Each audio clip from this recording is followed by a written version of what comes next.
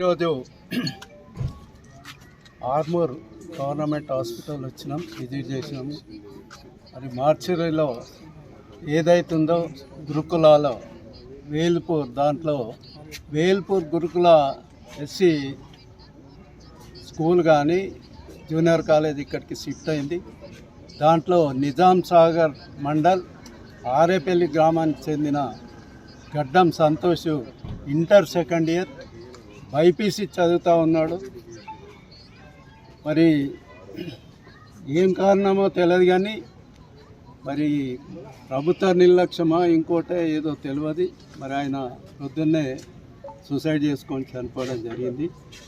దీనికి మేము చాలా బాధపడుతున్నాం, విచారిస్తున్నాం, చింతిస్తున్నాం.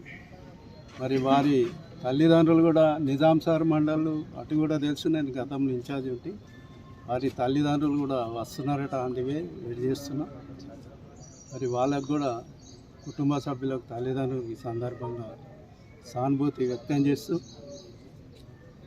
అసలు మేము చూసాం గతంలో 9.5 సంవత్సరాలు ప్రభుత్వంలో ఉన్నాము. గురుకులాలు అంటేనే ఒక దేవాలయాల్లాగా. మరి అలా చదివే పిల్లలు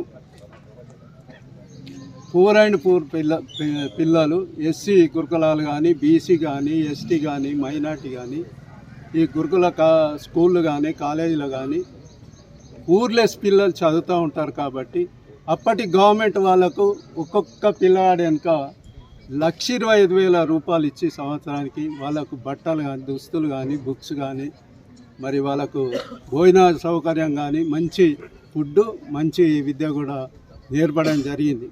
గురుకుల అంటేనే ఓన్లీ విద్యాభ్యాసం, విద్య నేర్పడం కాదు, సామాజికంగా ముందుకు రావాలి, భవిష్యత్తులో ఎట్లా బతకాలి, సమాజంలో ఎట్లా ఉండాలి అనే దాంట్లో కూడా మరి గురుకుల టీచర్స్ వీళ్ళందరి పిల్లలకు ట్రైనింగ్ ఇస్తారు. మరి అంత మంచి దేవాలయాల్లో ఉన్న గురుకులాలు ఆ రోజు మేము చూసాం. గురుకుల అప్పటి సెక్రటరీ ప్రవీణ్ కుమార్ కానీ, మలయ భట్ కానీ చాలా చేసింది. ఇప్పుడు ఒక ప్రభుత్వం ప్రభుత్వంతో అధికారులు కూడా సహకరించాలి. మరి అంత మంచి గురుకులాలు ఈరోజు ఈ స్థితికి వచ్చినాయంటే ఈ 18 నెలలే. మరి కారణము మనం ఒక్కసారి కనుక్కోవాలి. గవర్నమెంట్ మరి రేవంత్ రెడ్డి గారు ఏం చేస్తున్నారు, ఏ వర్గానికి న్యాయం చేయడం లేదు. మనం చూస్తూ ఉన్నాం, అన్ని వర్గాలకు అన్యాయమే జరుగుతూ ఉన్నది. ఈరోజు మనం చూస్తున్నాం, ఈ వర్షాకాల సీజనల్ వ్యాధులు వస్తాయి. గతంలో సీజనల్ వ్యాధులు కూడా డ్రైవ్ కింద మనము ఫ్రైడే గ్రీన్ ఫ్రైడే అని, సండే 10-10 అని ఇట్లా గుంతలు పూడ్చడం కార్యక్రమం ప్రతి ఒక్కటి మేము కూడా సాయన ఊళ్ళోకి వెళ్ళి చేయడం జరిగింది. గతంలో మరి కేసీఆర్ గారు తెలంగాణ తొలి ముఖ్యమంత్రి పల్లె ప్రగతి పెట్టి పల్లెలన్నీ నీట్గా చేయడం జరిగింది. పల్లెలు ఒక స్వర్గంలాగా తలపించారు. ఎందుకంటే ఈ గురుకులాలు కూడా అట్లా నీట్నెస్ ఉంటే ఇటువంటి మరి రావు. మరి ఏం కారణాలో తెలియదు. మరి ఇంతవరకు ఈ ప్రభుత్వం వచ్చినాక కనీసం 1000 మంది పైన గురుకుల స్కూల్లో కానీ, కాలేజీలో కానీ అస్వస్థతకు గురైనరు. మరి ఈరోజు చూస్తూ ఉంటే స్ట్రెంత్ రోజు రోజుకు పెరుగుతూ ఉన్నది. 100 పైన మరి చనిపోయినరు వివిధ కారణాలు అవుతుంది. నేను అనుకుంటా మరి ఇదంతా గవర్నమెంట్ అత్తేనే అని చెప్పక తప్పదు. ఎందుకంటే ప్రభుత్వ బాధ్యత వహించాలి.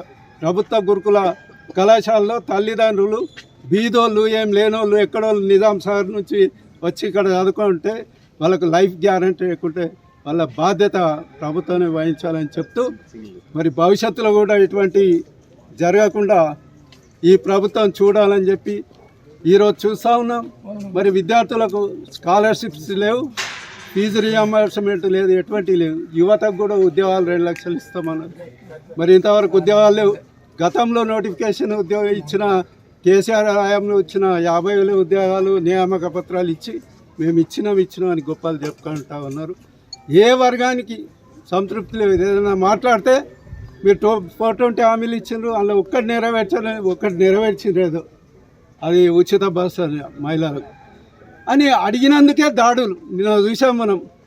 ప్రశాంత్ రెడ్డి ఇంటి మీద వచ్చి దాడి చేసి, వేరే జిల్లా వాళ్ళు కాంగ్రెస్ వాళ్ళు వచ్చి దాడి చేయడం ఎంతవరకు సమంజసం? ఇట్లా మాట్లాడితే దాడులు. ఆయన ఏం మాట్లాడిండు ప్రశాంత్ రెడ్డి? మీరు ఇచ్చిన గ్యారంటీ, మీరు ఇచ్చిన మేనిఫెస్టోనే దాంట్లో మరి ఏదైతుందో గల్ఫ్ బాధితులకు ఎక్స్గ్రేస్ ఇవ్వాలా, గల్ఫ్ బోర్డు పెడతామన్నారు, పెట్టాలని మీరు అన్న మాటలే, మీరు చెప్పిన మాటలే ఆయన మాట్లాడితే ఆయన నీటి మీద దాడి చేసి వాళ్ళని కొట్టి ఫర్నిచర్ ఇచ్చేసి మళ్ళీ ఉల్టా కేసు నేను టీన్యూస్లో మనం మాట్లాడినట్టు వాళ్ళే కొట్టుడు, వాళ్ళే చేసుడు, మళ్ళీ కేసులు వీళ్ళ మీద.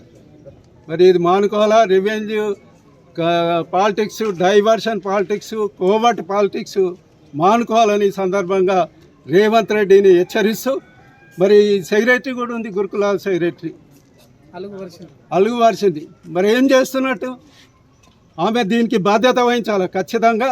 నువ్వు పూర్ ఫెలోస్ కాబట్టి, నిరుపేదలు కాబట్టి వాళ్ళను కంటికి రెప్పలాగా నీ సొంత కుటుంబంలాగా కాపాడే బాధ్యత నీ మీద ఉంది కాబట్టి ఖచ్చితంగా నువ్వు కూడా బాధ్యత వహించాలా. ఖచ్చితంగా నువ్వు ఏదో నేను సెక్రటరీ కుర్చీల మీద కూర్చోవద్దు, తిరగాల స్పాట్లో, అన్ని గురుకులాలు తిరగాల, ఎక్కడ ఏం లోపం ఉందో కనిపెట్టాలి. కాబట్టి మీరు కూడా దీనికి బాధ్యత వహించాలని సందర్భంగా తెలియజేస్తూ మరొకసారి మా మిత్రులారా, వేల్పూర్కు సంబంధించినటువంటి ఎస్సీ గురుకులం ఆర్మూర్కు మార్చింది.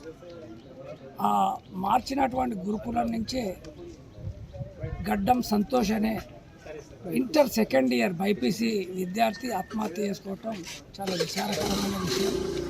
ముఖ్యంగా గురుకులాలలో సరైనటువంటి వసతులు లేవు, సౌకర్యాలు లేవు అని చెప్పి విద్యార్థి సంఘాలు మొత్తుకుంటుంటే ఈ గురుకులాల సెక్రటరీ అలుగు వర్షిణి గారు అవును తప్పేముంది, ఊడవాలా, తోమాలా, వంటలు చేసుకోవాలా అని చెప్పి సర్టిఫికెట్ ఇట్లాంటి వాళ్ళని తీసుకొచ్చి మనం సెక్రటరీలను చేస్తే రేపు విద్యార్థులకు అవే నేర్పించిన తర్వాత అందరినీ ట్రైనింగ్ ఇస్తే అయిపోతుంది, ఇంకా వాళ్ళకి చదివేందుకు పాడేందుకు.